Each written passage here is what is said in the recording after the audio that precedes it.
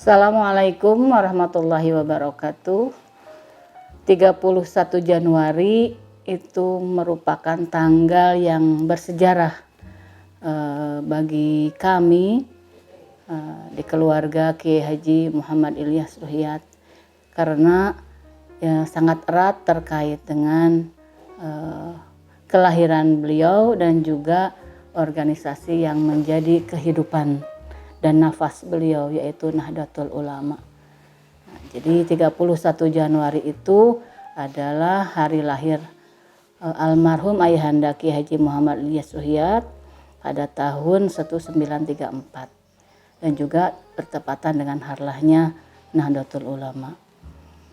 Pada momen ini saya ingin mengenang kepribadian beliau, karakter beliau yang saya kenal dalam hubungan saya sebagai anaknya. Yang tidak pernah lupa dalam benak saya adalah beliau adalah pembaca yang sejati.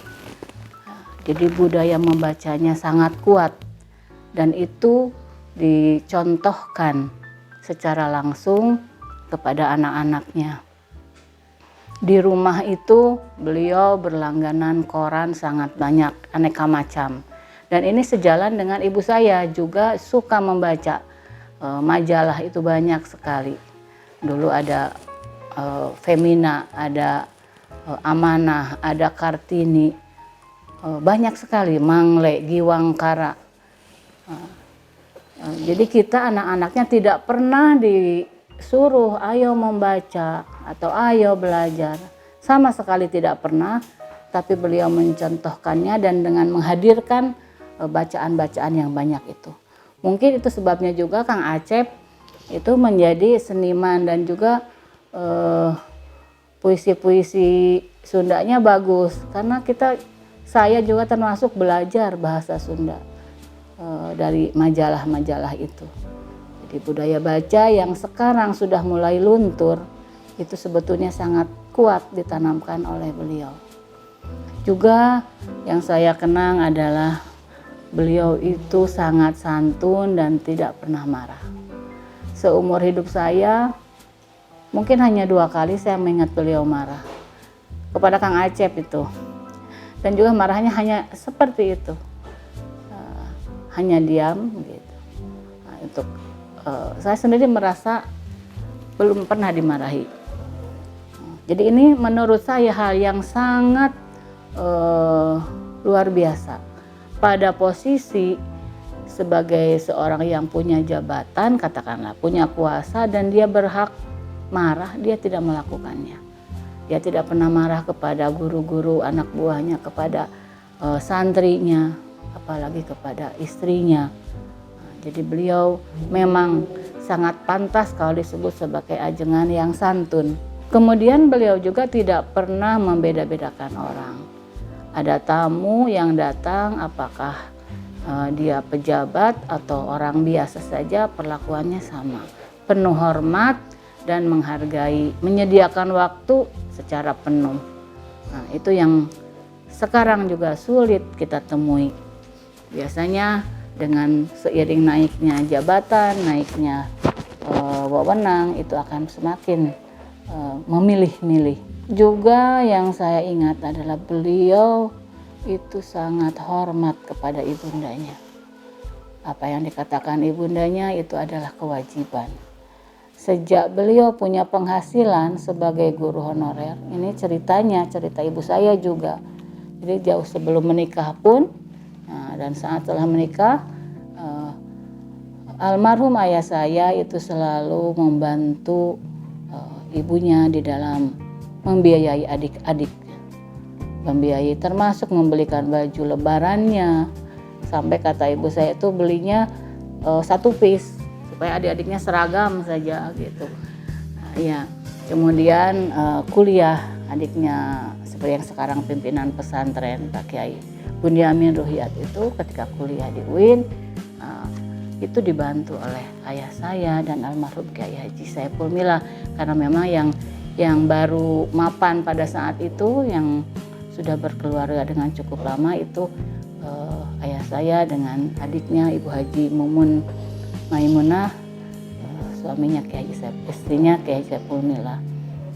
Jadi itu menunjukkan betapa penghormatan, pengabdian kepada seorang ibu itu sangat baik. Dan ini juga sejalan dengan penghormatan kepada istrinya. Kalau Lebaran itu saya tahu, Apih itu saya manggilnya Apih ya. Kalau mau beli baju itu 2 setel sama, artinya harus sama untuk ibu dan untuk istri. Kalau zaman itu kan yang bagus tuh bianyu ya. Nah, beli bianyu teh minimal harus 2 atau bahkan 3 dengan mertuanya, dengan nenek saya dari ibu saya. Jadi bahwa memang anak itu harus menghormati ibunya sudah sangat dicontohkan. Kemudian yang saya kagum lagi adalah beliau itu tidak pernah meminta, ya, dalam arti memanfaatkan posisi. Ketika beliau jadi Rois Am, kan Gus Dur naik jadi presiden. Mungkin orang-orang mengira pasti beliau akan minta apalah, mungkin posisikan anaknya jadi apa, atau tidak pernah. Jadi tidak pernah, apalagi kepada pemerintahan tidak pernah dia meminta. Nah, itu pantangannya. Jadi ini menjadi juga pelajaran bagi kami. Dalam hal menghormati istrinya, saya bisa katakan bahwa ayah saya itu sudah sangat adil gender, sensitif gender. Sebelum saya mengetahui konsep gender, ayah saya sudah melakukannya. Jadi bagaimana dia menghargai pendapat istrinya, kalau akan melakukan dan mengambil keputusan pasti bermusyawarah. Padahal notabene istrinya juga hanya lulusan SD. Ibu saya itu hanya lulusan sekolah dasar, tapi memang ibu saya punya wawasan yang cukup karena mungkin dari budaya membacanya itu dia bisa mendukung ayah saya. Jadi selalu bermusyawarah, menghargai, kemudian tidak segan-segan ayah saya itu membantu pekerjaan rumahnya. Jadi kan santri itu zaman dulu makannya dirantangin, Kang, dirantang pakai lauknya seorang 1 rantang itu. Nah, ayah saya itu membantu ngawadahan gitu, pekerja. Kadang ibu saya mau pergi dia yang milihkan bajunya, gitu. Terus kalau pulang dari mana pasti ada oleh-oleh. Gitu. Jadi itu yang betul-betul saya hormati.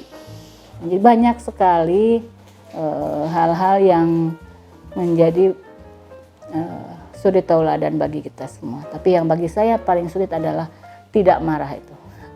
Karena susah sekali orang untuk menahan emosinya pada saat kondisi yang seharusnya kita tidak setuju atas apa yang terjadi.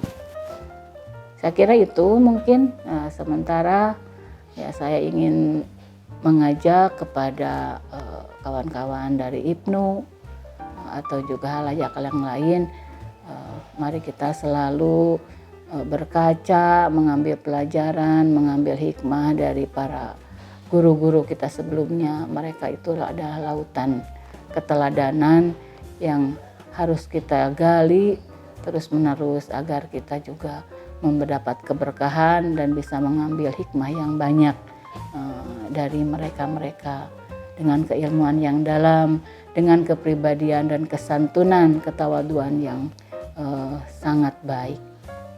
Saya kira itu, semoga kita bisa melanjutkan perjuangan beliau, kita berkhidmah di Nahdlatul Ulama, semoga kita mendapat keberkahan di dalam kehidupan kita di sekarang ini.